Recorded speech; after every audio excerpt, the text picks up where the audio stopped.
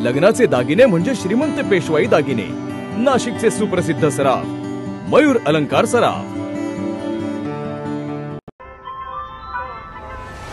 ताज्या बातम्यांसाठी नाशिक न्यूजच्या YouTube चॅनलला सबस्क्राइब करा आणि बेल आयकॉनला प्रेस करा।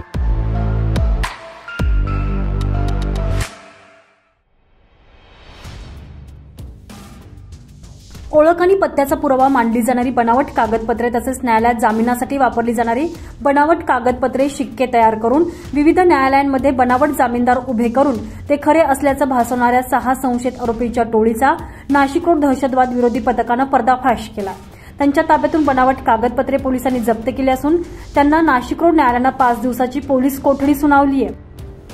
काल अशाच पद्धतीने दहशतवाद विरोधी पथक नाशिक रोड या ठिकाणचे पोलीस हवालदार 1851 पवार, पोलीस नाईक हेमंत मेढे आणि पोलीस शिपाई राहुल मेंदळे हे हॉटेल आणि लॉजेस चेक करत असताना साई लॉज या ठिकाणी थांबलेले जे काही इसम होते 4 इसम त्यांना संशयितरित्या या ठिकाणी वाटले। तर त्या सदर 4 इसमांकडे चौकशी केली असता त्यांच्याकडे काही बनावट डॉक्युमेंट या ठिकाणी आढळले, बनावट आधार कार्ड सापडले आणि त्याच्यानंतर पुढील चौकशी केली असता आणि काही गोपनीय माहिती या ठिकाणी घेतली असता असं लक्षात आलं की सदर टोळी ही वेगवेगळ्या न्यायालयामध्ये बनावट जामीनदार देण्याकामी कार्यरत होती आणि ह्या टोळीकडे बनावट आधार कार्ड बनवणे, बनावट पॅन कार्ड बनवणे, बनावट 7/12 उतारा या ठिकाणी तयार करून आरोपींना जामीन देण्याच्या बाबतीमध्ये ते काम करत असल्याचं निष्पन्न झालेलं आहे।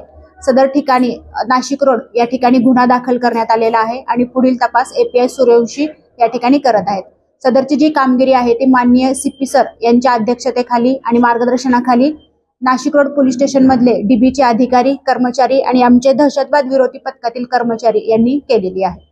आता प्राथमिक तपासामध्ये त्यांनी नाशिक इथल्या कोर्टामध्ये या ठिकाणी केलेला आहे, नाशिक रोडच्या कोर्टामध्ये दिल्याचं सांगितलेलं आहे, सिन्नर मधल्या कोर्टामध्ये असे जामीन दिल्याचं सांगितलेलं आहे आणि पुणे इथल्या कोर्टामध्ये असे जामीन दिल्याचं सांगितलेलं आहे।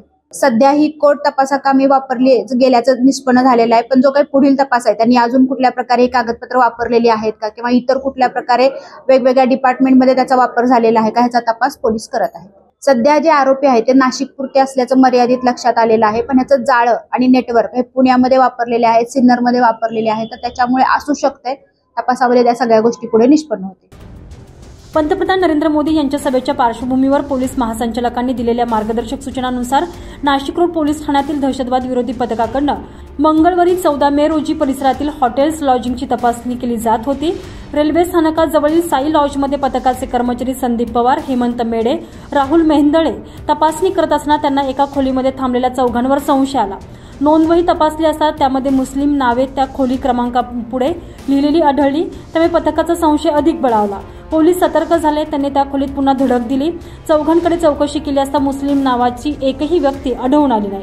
ते उडवाउडवीची उत्तरे आधी देऊ लागली। पथकानं तातडीनं सहाय्यक पोलीस आयुक्त डॉक्टर सचिन बारी, वरिष्ठ पोलीस निरीक्षक रामदास शेळके यांना माहिती पुरवली। पोलिसांची अतिरिक्त कुमक लॉजमध्ये धडकली।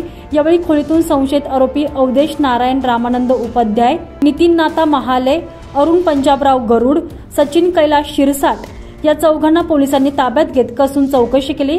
त्यावेळी उपाध्याय यांच्याकडे त्यांचा स्वतःचा फोटो असलेली वेगवेगळ्या नावानं आणि क्रमांकाचे 3 आधार कार्ड तसेच इतर बनावट कागदपत्र सापडली आहे।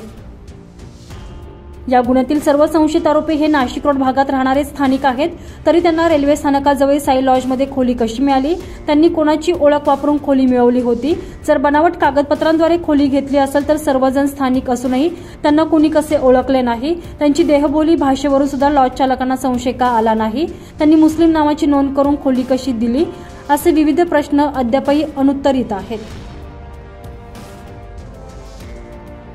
Aziz Sayyed, Nashik news, Nashik road.